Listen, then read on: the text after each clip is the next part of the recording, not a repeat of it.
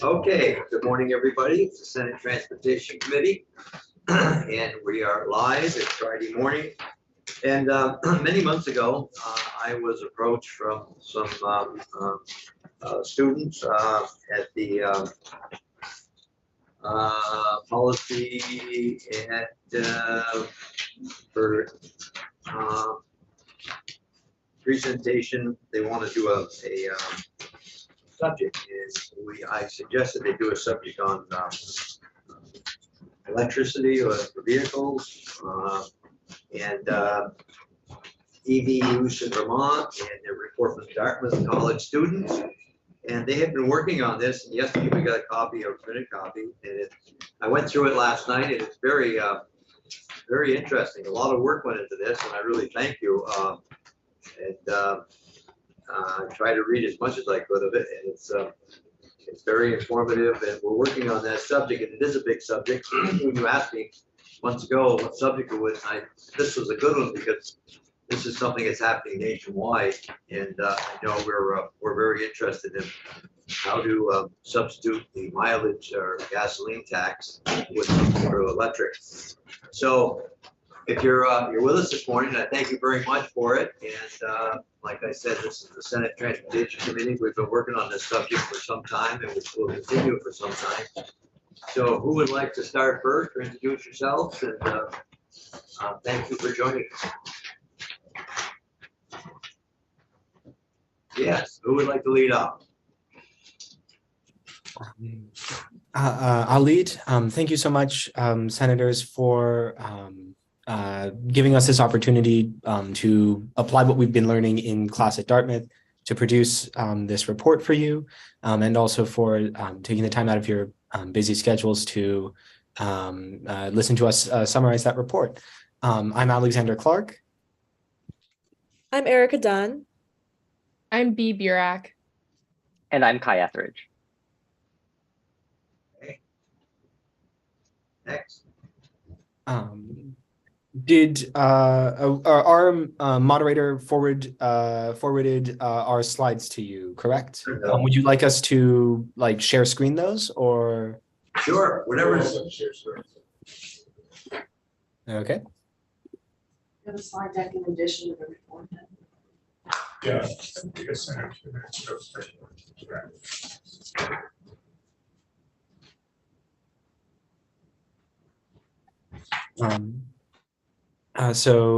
Are you able to see our? Yes, it came up. Yes, yeah. Fantastic. Yes.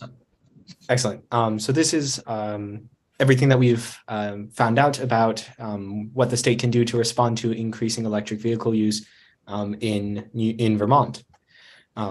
As I'm sure you are aware, electric vehicle use is becoming more common in Vermont, and this has the potential to create a number of issues for the state, including the loss of revenue from the gas tax, which contributes a significant amount of money to the overall transportation fund. Additionally, this creates infrastructural issues as the state looks to increase its public charging network. And finally, it creates potential for there to be a significant amount of expired batteries in the future that will ultimately need to be processed in some way. All of these problems will in some way affect the work of this committee, although some of them may also branch out a bit more widely. As electric vehicle and hybrid vehicle adoption increases, Vermont faces increasing gas tax revenue loss. This is expected to reach $19 million in 2030 if Climate Action Plan EV targets are achieved. And this is a pressing issue because gas tax revenue accounts for almost a third of the transportation fund. So the most common methods currently across the country for addressing gas tax revenue loss include the electric vehicle registration fee, which adds an additional fee to annual vehicle registration, and the road usage charge program, which charges a fee based on each mile driven using technological or manual methods of mileage reporting, which can often involve the use of third-party systems or account managers to collect mileage information and determine payments. So to look at the effectiveness and feasibility of these two methods, we looked at 3 states in particular: Colorado, Utah, and California. We chose these states because they exhibited a similar market share of EVs to Vermont, or similar growth in market share of EVs to Vermont. And they also exemplify 3 distinct cases of EV fees. So Colorado currently only has an EV registration fee in effect. It completed a pilot RUC program, but chose not to pursue RUC at this point.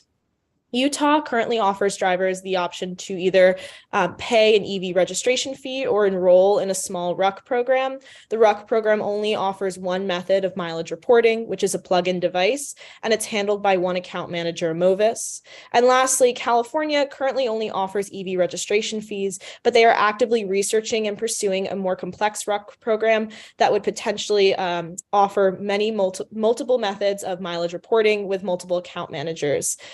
So to note, Utah currently only allows EV vehicles to enroll in their RUC program, but both Colorado and California pilot RUC programs tested the ability of electric and non-electric vehicles to be enrolled in a RUC. So as we look at the next slide here, we can see that the registration fees have been the most popular method, largely in part because registration fees are already part of existing administrative systems. We can see here that from data in 2021 that they were adopted by many states across the country. But from our research— Can I ask a question? Yes, of course. In those states that you were talking about, Vermont right now, I just found out, I did some research last night, 40% of all Vermont home sales are from out-of-state purchases. Those vehicles aren't registered in the state of Vermont. How do we collect the monies? Did you guys do any research on how we would collect money for 40% of the drivers in Vermont that aren't registered in the state? Yeah, so it's an interesting topic. For the registration fees, there's currently no way to account for that. For a road usage charge program, what some of the states are doing is using a GPS or location, some sort of location tracking method. They can see travelers who are traveling in and out of states, so to see where those vehicles are coming from. But currently there is no system for differentiating between out-of-state and in-state drivers, and that has been a largely gray area in terms of the RUC research that we could find. Really, no one has looked into how you improve that just yet. Okay, go right ahead. So from looking at our research into EV registration fees, we have found that they are very insufficient. So they cover only about 1/3 of gas tax revenue in Utah and California. For Colorado, the state has had to pull more than $1 billion from the general fund to support transportation costs in the last 5 years, even though EV fees were in effect since 2017, which shows that they are largely ineffective at covering this loss. And we also see the potential for disincentive effects. So research has found that EV registration fees in California reduce zero-emission vehicle sales by 10 to 20% in the short run, research conducted by UC Davis. And we also see the potential for hybrid vehicles to face double taxation, as in some states, they may face a state gas tax as well as an additional registration fee. So road usage charge has some advantages. For one, because it's a per mileage based cost, it better represents the true cost per mile of travel. This could also have the ability to influence driving habits and frequency, although there is not sufficient research in this area yet. And it's also more similar to a traditional gas tax than an EV registration fee because it is based on individual driving habits. In the long term, states see this as a potentially sustainable source of revenue if more vehicles are enrolled. So Utah has identified RUC as their long-term strategy, and they plan to raise their per mileage RUC rate and also enroll more vehicles in their program gradually, which would eventually include non-electric vehicles as well as electric vehicles. While Colorado and California pilots did not look specifically at the revenue impacts of RUC, focusing more on the operational and administrative feasibility, they did say that they believe RUC could be their long-term strategy. And like I mentioned, it could entirely replace the gas tax if non-electric vehicles are enrolled as well as electric vehicles. So looking at the Vermont RUC study, the odometer method proposed was proposed as the ideal method. And we took a look at some advantages and potential concerns of going forth with this method of mileage reporting.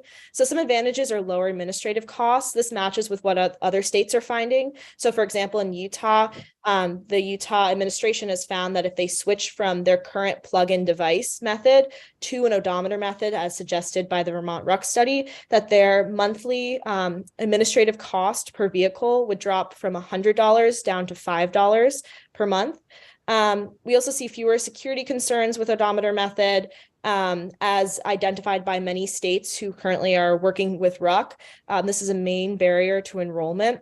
The Utah Department of Transportation told me that this is one of the major issues with getting people to opt into the program, and why they still only have about 3% of eligible vehicles, just over 4,000 vehicles enrolled in their RUC program. And also with the odometer method, there's no third-party account managers necessary. So some potential concerns, however, is there's no. Erica, I have a question. This is Senator Kitchell. And looking at states, were you also looking at the whether they in fact had an annual inspection requirement? We know that some states don't have that requirement. Vermont does. So that could influence, obviously, the odometer reading, because that's something that's done routinely with that required annual inspection of the vehicle. So I was just wondering, in your state-to-state comparison, did you look at what you have for vehicle inspection laws? Yes, we did not look specifically at it, but I know for the case of Utah and for the case of Colorado, both of them have that inspection per yearly. And that's why Utah was suggesting that they switch to that odometer method, because they have already that existing system set up. I'm not sure what California's policy is, unfortunately, but I could get back to you on that. Okay, thank you. Okay. Yes? Yep, go right ahead, carry on, yep. I apologize I think there's a little bit of a delay in my Wi-Fi, so please feel free to interrupt if I'm talking over. I think I'm catching a little bit of the end of when you ask a question. Great, thank you.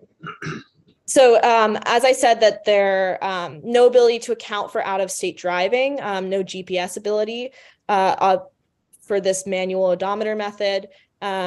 There's also requires a detailed odometer record for each vehicle. And without this detailed record, the state would face issues of evasion. And also RUC participants show a strong preference for automated methods. Over 75% of pilot enrollees in the Colorado and California pilots opted for automated methods. And also another challenge here is that manual methods may feel outdated and inefficient fairly quickly, especially as technology progresses. As we can see in this next slide, one of the technologies that is really going to grow within the next 10 years is telematics, specifically as more vehicles are built with these complex GPS location mileage systems. And this could potentially change the way that states would track mileage and track location of drivers. There you are, Russ. I just don't think that people are gonna be wanting to be tracked, right? Oh, there's a privacy issue. That's exactly. But is I that, don't care. Erica, is what you were saying with the Colorado and Utah or California, 75% of the participants in the RUC wanted the automatic, which I would think would be the tracking system?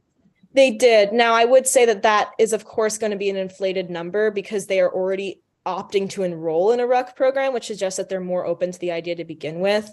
I will say that in the case of California, California has some of the most extensive security laws out there. They have a big Consumer Privacy Act, which is the first in its kind of preventing data from being shared between businesses, taking data from consumers by private businesses.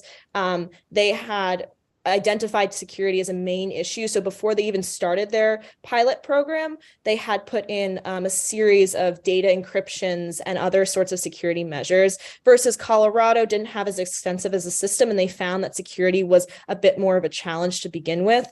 So it certainly is a major concern of a RUC program. Thank you. I can ask a question, Erica. In your research, do you know of any efforts at the federal level for any type of standardization for how new cars entering might in the future, as they enter the market, electric vehicles, track in a consistent manner these telematics and the tracking, or any other standards that might be industry-wide applied? So unfortunately, nothing federally right now. The only thing we're seeing that's trying to standardize are these coalitions. The biggest one right now is called Ruck America, formerly known as Ruck West, though. And so unfortunately, it does have much more of a Western state and West Coast state focus. We aren't seeing unifying Ruck programs across states. The only unification is that the third-party account manager, Amovis, has been involved with a lot of the pilot Ruck programs. So I mentioned in Utah, also in Washington, and that has provided some consistency, but nothing at the federal level right now. Thanks. So if we can go to the next slide. So some road usage charge considerations specific to Vermont would look specifically at rural drivers. So recent research suggests that rural drivers pay less each year under a Ruck program than with the traditional fuel-based system. However, this research is pretty limited, and more research specific to Vermont rural drivers would definitely be needed before the state pursued a active Ruck program. Can you explain that a bit more? Because fuel-based, we assume is a proxy for miles traveled. A lot depends on what you get for mileage with your vehicle. So is that determined by the nature of the vehicles rural drivers have, which might be more trucks and SUVs? I'm just wondering how yes, how that difference, what contributes to that difference. Yes, so it's exactly what you said, in that this assumes that right now, at least rural drivers tend to drive less fuel efficient vehicles. So right now, what is happening is that the costs, that gas tax is falling predominantly on rural drivers as more urban drivers are switching to more fuel efficient vehicles. This is going to potentially, a road usage charge would lessen the burden and equalize it.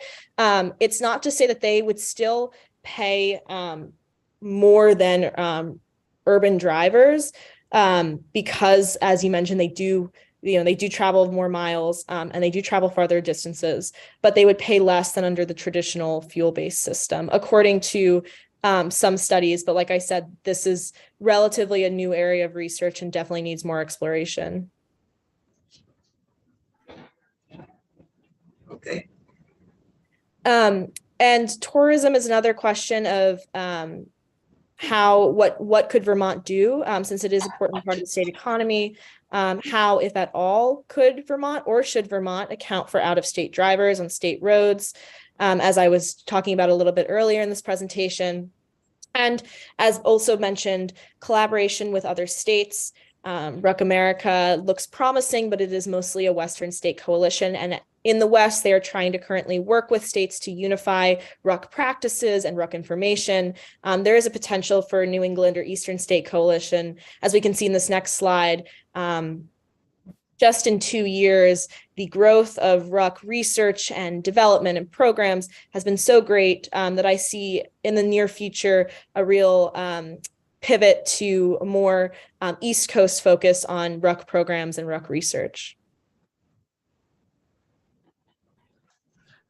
So the next major piece of our research was looking at where EV chargers are in Vermont currently and where they may be placed in future years, and how you as the Senate Transportation Committee might be able to ensure that they're placed in spots that are really efficient and effective.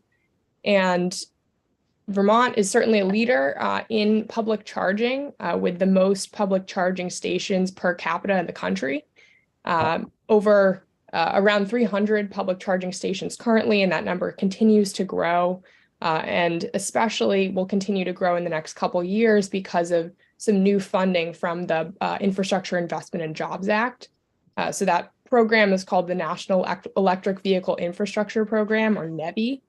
And this year, Vermont's getting about $4 million from that program. By 2026, you'll have received around $21 million. So that's a whole lot of money. But there are a lot of considerations to keep in mind when Vermont's trying to figure out how to use that money. For instance, how rural the state is, grid infrastructure issues in different areas, keeping equity concerns in mind, and of course, there's always supply chain delays to account for. But what we did is we looked at what Maine is doing in this area, what Utah is doing in Colorado as well, and Vermont, of course, and did a state-by-state comparison again in this area to look at what those states are doing, what they're prioritizing when placing new EV chargers, and what Vermont can do to make their placement more efficient again and effective. So the first major takeaway that we had in this area was just how big of an influence that NEVI program is having on where states are placing chargers and where Vermont's placing chargers. So that program has very strict requirements. Essentially, you have what are called alternative fuel corridors, which are designated in a process between the state and the federal government.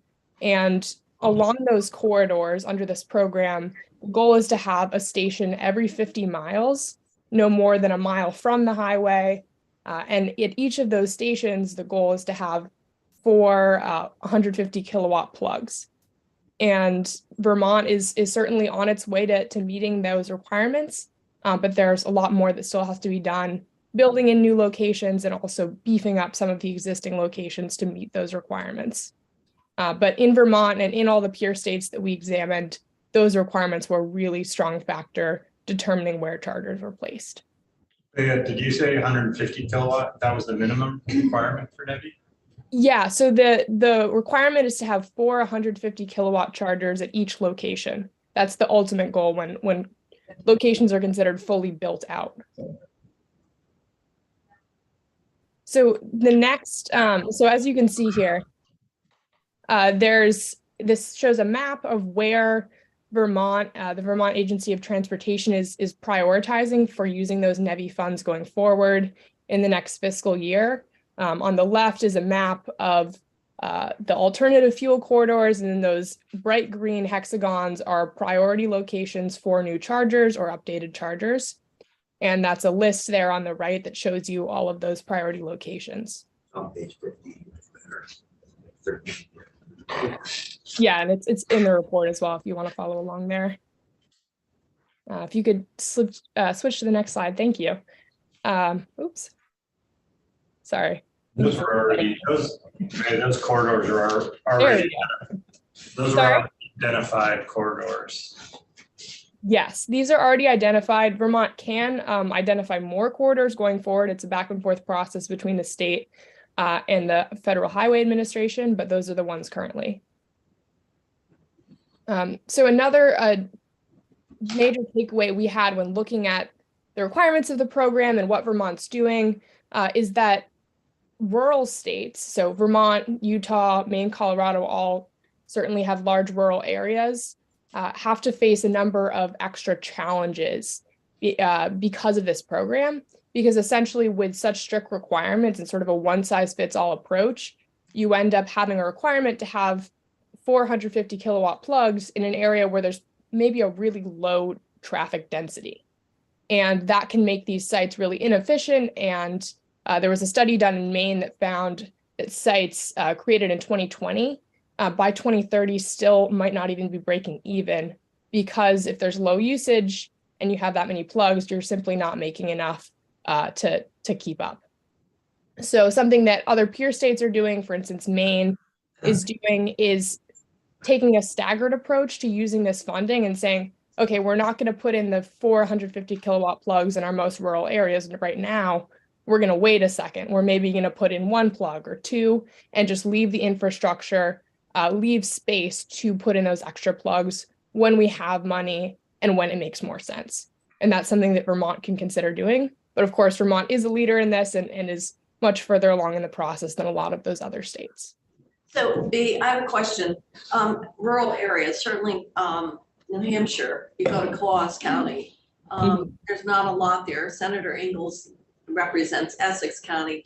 Oftentimes when we're looking at services, they're across the river, just across the Connecticut River. I'm just wondering, as we're looking at those rural areas, actually, there's probably more population on the New Hampshire side, wouldn't you say, with Colebrook and Absolutely. and Lancaster. So it'd be interesting to look at sort of more of that, sort of that regional corridor, because it might be that it doesn't make sense for us to have a charger in Bloomfield, but it would make sense that we would look at that corridor in New Hampshire. It's just a comment, because the Connecticut River is, you know, geopolitical, but in terms of services, et cetera, it's really a region. Yeah, I think that's absolutely right, Senator. And that's something that the Vermont Agency of Transportation has reached out to New Hampshire and tried to collaborate on this. I think New Hampshire is frankly much further behind in this process. Well, let me tell you, they are. They don't really have a public charger north of Concord, I think. So you don't even have one. I don't think you have a fast charge even in, maybe you do now in Hanover. I don't think anyone or 93. No, the closest one's in Bradford, Vermont. So it's interesting. I think it's a lot to do with just their beliefs on how they want to move forward. And it's just different politics that are affecting where it's at. But you make a good point of looking at regional, absolutely. Regional network. Absolutely, because if we have one just across the river, why spend those thousands of dollars when we could service another area that's in need?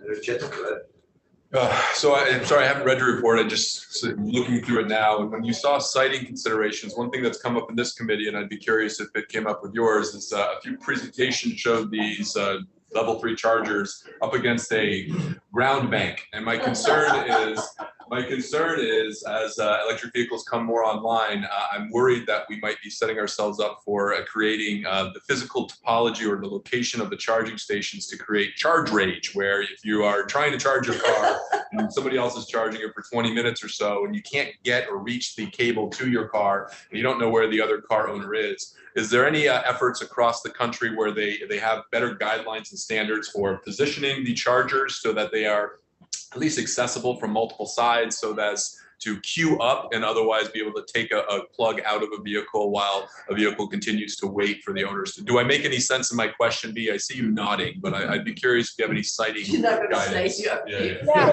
You make no sense. Yeah, I think. No sense. I just babble on for hours. Go ahead, B. Yeah, I think I'll kick this over to Alexander, because he actually spoke with a number of companies that are citing these chargers actually in Vermont and doing that infrastructural work, and I think he might have some insights there. But it's definitely an interesting question. So that kind of touches on what, according to these installers, has been a big issue, where local entities aren't always willing to give them parking spaces, either because they want to conserve what limited parking spaces they have, or because they don't fully understand the terms of the charging station grants and like what things can be paid for using those grants. And as a result, many charging companies many of the companies that install the chargers end up having to take like the least desirable parking that a community or that a business might have when they're installing their charger. So part of that situation where you have chargers that are inaccessible from most directions might simply just be the result of the local community being the only space that the local community is willing to give for the charger. There may be also some issues with just how the charging station interconnects with the grid. Maybe that positioning for some reason might in some way make it easier to connect the station to the power system. But I think the most likely situation there is that that space, even though it's not the most accessible, is what the community was willing to give. So addressing that in some ways might require working, or like some level of working with town or like the town governments and that sort of I stuff. think the senator made a good point, because I think a lot of folks, what do you do if a car is already charged, and the person's gone, they went to a restaurant, had lunch, and you know, you're using that spot, and yet there's at least gasoline, you drive up the pump, you're filled, you're gone. And that's a good point, Some because people go in and get a lunch while they're, there's gonna be a lot of irritation here, and people are gonna get frustrated, because they're gonna do other things while they wait 20 minutes. I mean, I don't think they're gonna sit in their car, they're gonna be near some facility, whether it's a grocery store or a restaurant You can or. start if they're done charging and they're still Yeah, there, you can start charging them a per minute fee. there's something, I don't know what the Yeah, you answer is, can, but that's a yeah. good, that's a A good lot of them question. do that, so then you start. to discourage, it's Yeah. gonna be financially expensive to. Because someone's sitting there waiting to get charged. If you think of a big parking lot, it's gonna be cheaper to do it on the green spot, but then you don't have as much accessibility, whereas you gotta dig up the pavement, put it in the center where you have more accessibility, it's gonna cost more. Yeah, there gotta be some standards somewhere, because I think that's gonna be a big issue. At least gas stations, you drive up the pump, that's it. You park in one place and you leave. But, well, thank you. Okay, go right ahead, Alexander. Sorry, go ahead. Thank you.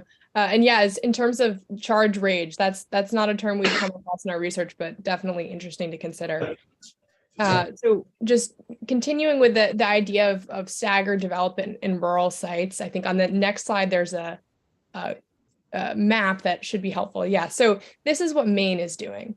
So they have sort of a staggered plan year by year of what sites they're going to address and how many plugs they're going to put at each site. So you can see the yellow are those high traffic sites. They're going to build those out fully to the NEVI requirements with 4 plugs each. The medium and lower traffic sites, they're going to assess on a site-by-site basis to determine if they should use fewer plugs, just to ensure that they're being efficient.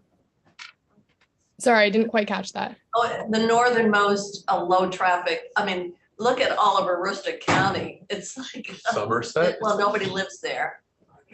Potatoes and moose. I don't think that's Vermont. No, what is No, yeah, the, this is Maine. This is Maine, to be I know. clear. Yeah. so Maine, Somerset. the further one on the right, One way on the right, the northernmost, top one, in Aroostook northernmost. County. How Mhm. far north would their charging be before you hit the Canadian border? 500 miles. What's the town? Does it say? What's that town? Can you see it, Tom? It says Hamilton, Halton. Holton. Holton, oh, that's Holton. Holton. Yeah, that's Holton, Maine. Okay, yeah, Holton, Maine. yes, okay. I think it's Holton. Yeah, It would be, there's Holton, Maine. yeah, there's Holton. I just thought it was a little bit more center. But the other one is what, Fort Kent? That's the northernmost on the Canadian border? Fort Kent. Yeah. Okay. Okay, That's Yeah. a huge area. Maine, that part of Maine is big and so rural. Absolutely. Yes. What's Vermont is that has an nothing? extreme example. Or sorry, Maine is. Sorry, were you finished with your question? Piscataquen.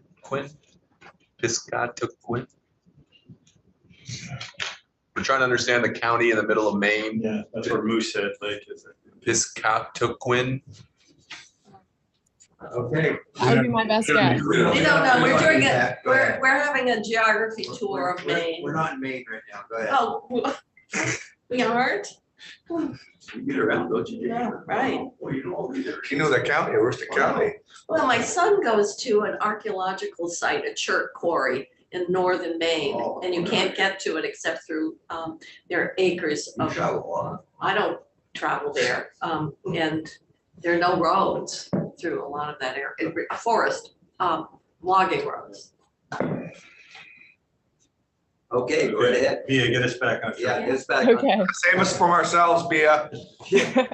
Okay. So just to conclude about, if you wouldn't mind going back to the map for a second. So as you were pointing out, parts of Maine are really, really rural, and like very large swaths of Maine are. So in some cases, it's a more extreme example than Vermont. And Maine actually has a very similar amount of funding from that NEVI program to Vermont, but they have many more public roads. So that's part of why they're doing this staggered approach. But I think it's still important to consider this is a strategy Vermont can use for those locations in Vermont that are also very, very rural.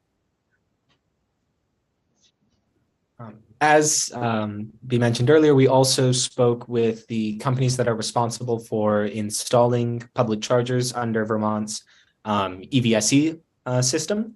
And they brought up a couple of points where the state can take action to make installation a bit more efficient. Of course, there are some areas where there are some of their biggest concerns are probably not actionable at the state level. For instance, many installers face pretty significant wait times on electrical equipment simply because of manufacturing and supply chain issues.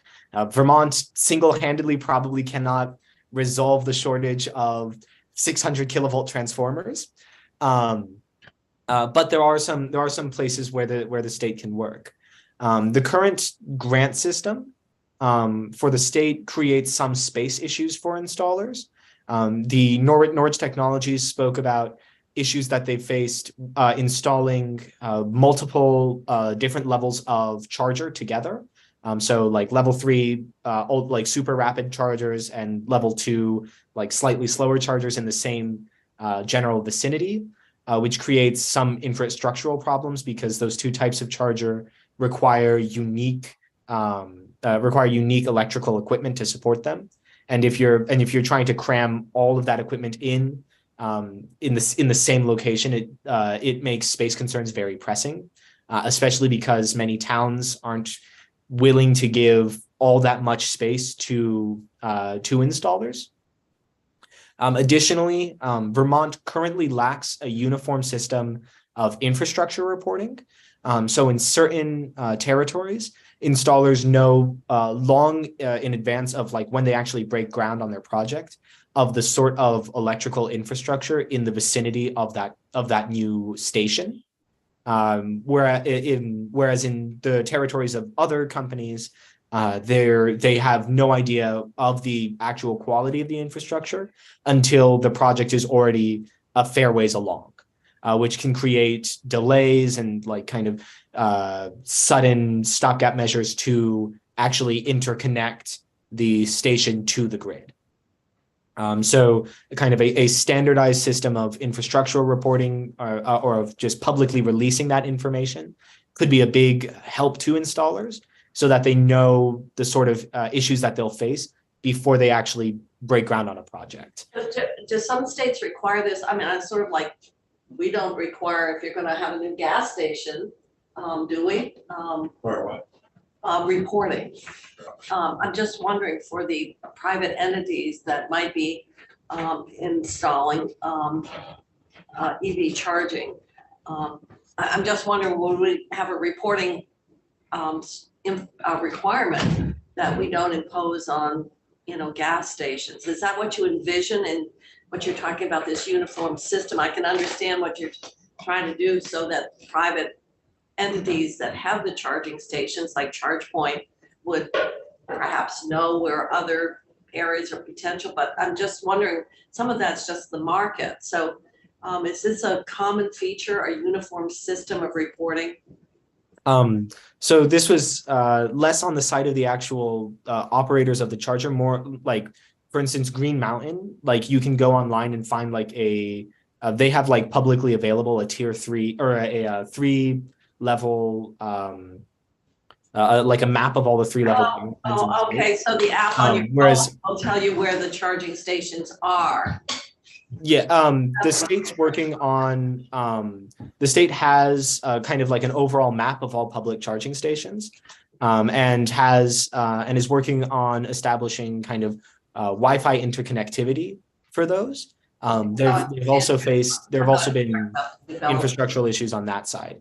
But like Green Mountain Power, for instance, like publicly has available its tier 3 like power line grid, like so that you can see what the actual grid quality is in different regions of the state, which is really useful for the charging installers because they know where they can most feasibly install the charger, like while they're in the process of proposing a project, whereas other power companies don't publicly list that, and oftentimes might not share that information well until a project is well underway, which can create issues for installers. I can see where there's going to be a lot of filling stations throughout the state, mini marts, they're gonna wanna grab onto these charging stations because they gotta start replacing their gasoline usage. They're gonna have to figure out a way to get people into their businesses, and there's some companies got 50, 60 of these mini marts, and they're gonna want that traffic. Well, So I agree with you that my concern is when I fill my tank up, I've measured it, it's like 60 seconds. But when I charge, I understand it's gonna be 20 minutes. And so I'm just wondering if the gas station is where people are gonna want to spend 20 minutes, and if not the grocery store or someplace with places to walk around. It's a learning process, and they're gonna have to figure out what the benefit, if they got space. A lot of these mini marts have no space at all, but you could have space for many cars, like you say. And I think perhaps over time, this is my, it'll be faster. It's gotta come to a point where they'll charge faster and not tie up the spot for. right, and what you're seeing is a lot like what Senator Chittenden had said.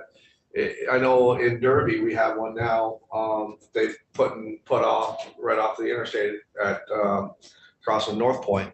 And, but it's always in places where the vehicles aren't impeding traffic.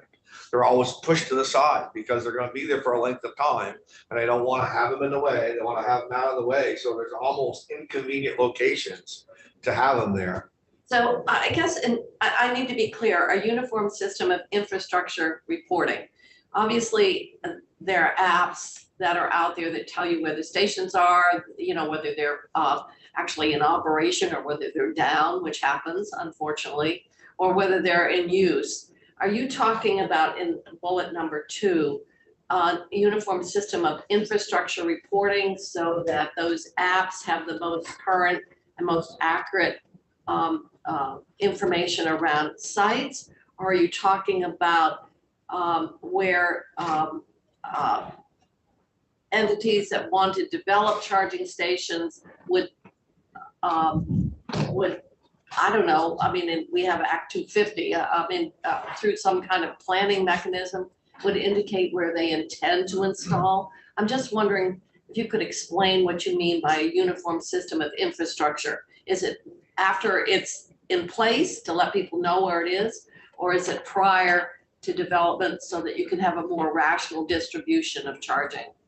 I'm referring to just infrastructure, like the actual electrical grid. The state has already is working on like a public system, or like a system for like indicating the location of all the public chargers throughout the state, and is connecting chargers to Wi-Fi to make that easier. But something that installers have faced is that, like, in different parts of the state, there's different amounts of information available about the actual electrical grid, about like the power lines and the transformers and the voltage available in different regions. And that sometimes that information doesn't become clear to them until they've already started. Structure that would support the installation of a charging station. Yes. Okay, thank you. I'm just trying to clarify. So that's been a significant issue for Norwich Tech.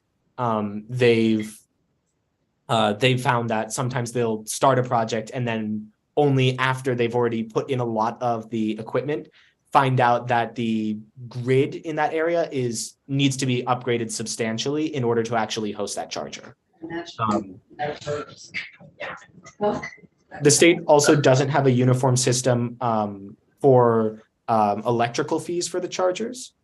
So certain companies like Green Mountain Power are working with installers to reduce like the maximum power draw charge that they apply to EV chargers, because high power chargers are always going to have a really high kind of max power draw. Whereas other utilities companies have not done this. So in certain utility territories, operating a charger is much more expensive than it is in other territories. Based on Section 33 of Act 55, the state is working with utilities companies to create this kind of uniform fee system. And that's meant to be completed by 2024. The thing for the state in this case is just making sure that process goes smoothly, and that in some way, like the high, the max power draw fee is kind of adjusted to make these charging systems more sustainable. And then finally, as I mentioned earlier, local governments and businesses are often hesitant to accept a new charger for a variety of reasons, just like including scarcity of available parking spaces, up to just like fundamentally not understanding what they can like pay for with a grant. According to the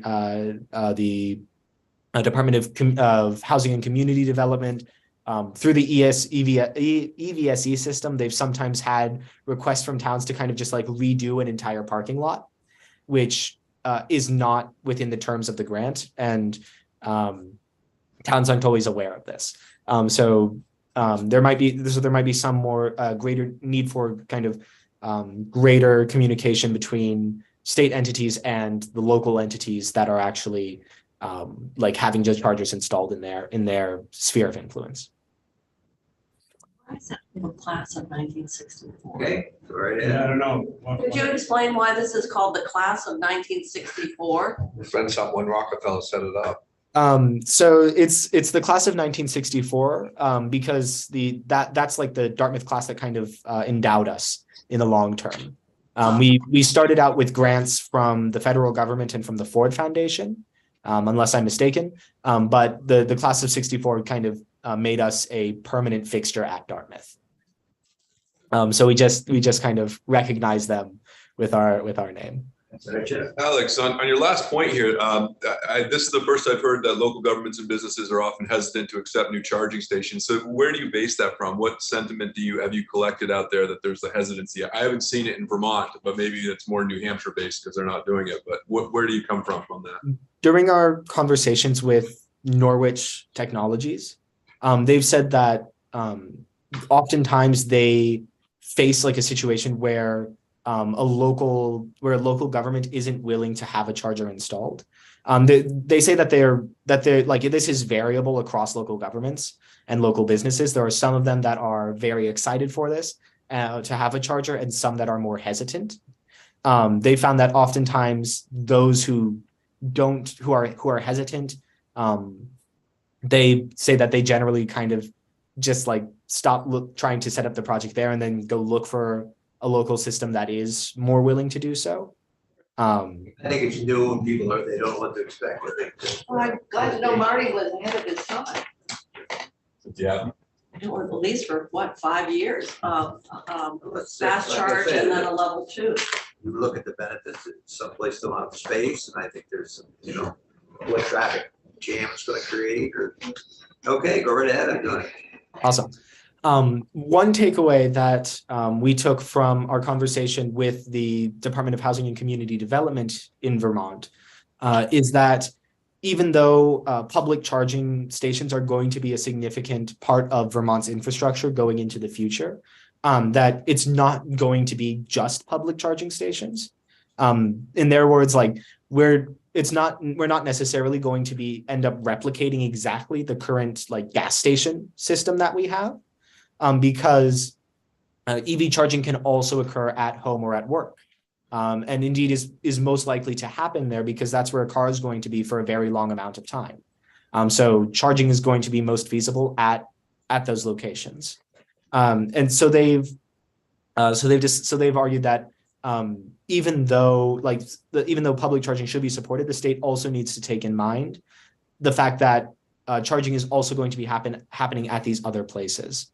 There are also some equity considerations to be brought into looking at at-home charging because it is substantially more expensive to charge at public stations than just at home.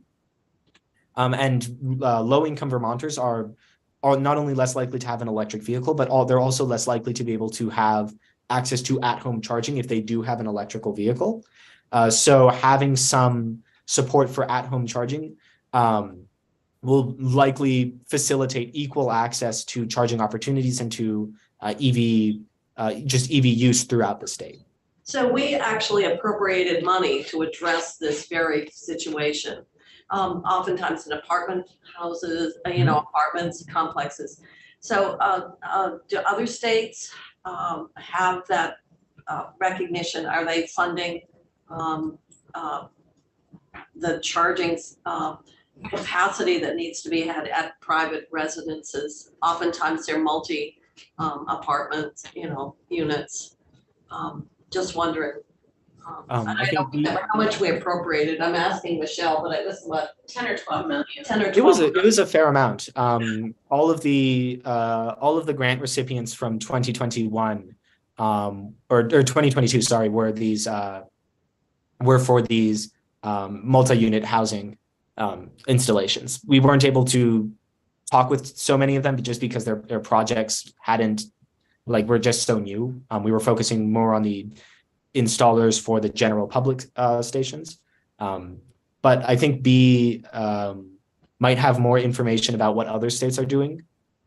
Do you see there will be like a competitive basis, like gasoline, there'll be a sign up that says 10 cents a kilowatt, the next person is 8 cents a kilowatt, or I don't know how they gauge that, but I wonder if that's gonna happen, that people can make a choice on, like they do now in gasoline, they'll see the next station's 10 cents lower. I wonder if that's gonna happen in electricity. There, It'll be on your phone. Oh, it'll tell you there? Yeah, like right now, they'll often tell you if you look at it. Oh, okay. What the charge rate is. I wonder if, like, because don't they mandate it for gas stations now that you must post your price prominently? No, you have to post it, but prominently, I don't know if they just do that for advertising. But we did pass the weights and measures regulation that the price is posted on the screen for the charging. Oh. And sometimes it's pretty small and it's like the third screen. So you gotta look at your phone before you pull into a station, that's what you're trying to tell us. We don't have to, but if you want to find the best price. So you But gotta, I think it doesn't need to be better, like the price needs to be more prominent, because often that's not. okay, yeah. Okay, go right ahead, sorry. B, do you have any information about what other states are doing in that regard? So our state by state comparison was mostly looking at what was being done with those NEVI funds, which the NEVI formula funds can't be used for a multi-unit development, at least until everything's fully built out, which it isn't anywhere. So that's not something that I looked at. But certainly, as you mentioned, Vermont has appropriated money in the multi-unit dwelling EV charging grant, and that's certainly been an important step towards what Alexander was saying about equity being important. And if that's something that this committee is interested in furthering, that's a place that you could continue to invest. And I also just wanted to add briefly on the idea of charging costs. I know you were mentioning earlier the idea of charging people while they waited before they come back to their charger, just so that they have an incentive to get back and move on quickly. And I did just want to add, because I forgot to earlier, there is a charge, at least by the stations operated by Electrify America in Vermont. There's a charge per minute to, they call it an idle fee after you stop charging, and it's slightly less than the charging fee, about 40 cents, but it still is there. So that's something that does exist, but certainly could be built upon. Sometimes it's quite high. Sure. It's It's like a parking meter, you pay a fine, whatever it is. Kitchell, this is the map that GMP does. Okay, go ahead. Phase 3 power lines, like to do a fast charger, you do phase 3, but you can see Danville, like after Danville, there's no, so like There's a more. Marty's was the last place they could kind of put it up for. Oh, that's interesting. Huh. for So some reason. Marshfield, Plainfield, but then Montpelier must have. Yeah, if you get over there, they do have it. All right, go right ahead. Yep. Marshfield, that's nothing. No, they have level 3 there, but there's this gap between, the Cabot there. Oh, well, there's nothing. There's between Marshfield and Danville, there's level 3. Let's go right ahead. Okay. Counselor. So finally, we conducted research on how Vermont could address the influx of batteries and the battery disposal that is associated with that. So for context, the average Vermont citizen drives roughly 12,000 miles annually. And since average EV battery is generally rated for 200,000 miles, we estimated that EV batteries would last about 17 years, which is usually longer than the electric vehicle itself lasts. This means that it's projected to be a major issue in the 2030s, especially since most Vermonters started buying their vehicles starting around 2015. So there's about a decade before this becomes a major issue. Currently, there are 3 ways of processing use EV batteries. First, reuse. second, repurposing, and finally, recycling. So reuse is fairly simple. It just means that the battery is reprocessed so that they can be reused in another electric vehicle. Repurposing is using the old batteries for a non-EV application. For example, if someone had a solar farm and needed battery capacity for the night, they could use a refurbished EV battery as like an energy storage device. And finally, there's recycling. Essentially, a producer or some manufacturer would be breaking down those electric vehicle batteries into their base components, such as lithium or cobalt, which could then be used to create brand new EV batteries. There are several companies in the US and Canada involved in this battery processing. Their main incentive is collecting those rare minerals inside of them, such as lithium and cobalt. And I will talk about them more later on. So the first takeaway we had for this section was that identifying parties responsible for EV battery waste will be key for Vermont to address this issue. So several task forces have been convened across the United States, but the most prominent and most cited report was by the Californian Lithium-ion car battery recycling advisory group. It's a bit of a mouthful, but essentially they were tasked by the California legislature to conduct an in-depth report on how California can deal with their large amounts of EV battery waste. And what they found was that a concept of extended producer liability is the most effective solution and easiest to implement. Just in a nutshell, the extended producer liability is when a party is directly responsible for the battery's life. So it's just written in law. It's perfectly clear who it is, so there's no confusion. So for example, this could take the form of a manufacturer such as Tesla or Nissan being the primary liable party, so that when a consumer is done with those electric vehicles, they would be able to return those EV batteries to those manufacturers, and then the manufacturers would bear the costs and would have to be following all the legislation regarding the disposal of those batteries.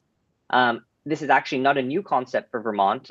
Indeed, Vermont's primary battery stewardship law, which addresses the use of consumer lead acid batteries, follows this model. So essentially, if you go to any shop, for example, Walgreens, you buy a lead acid battery, you use it as a Vermont citizen, you can go back and then give that same battery to a Walgreens or any battery seller, and then that battery seller would be responsible for disposing of that battery. And actually, this Vermont system has been adopted nationwide, so Vermont could possibly use this law as a framework for EV batteries.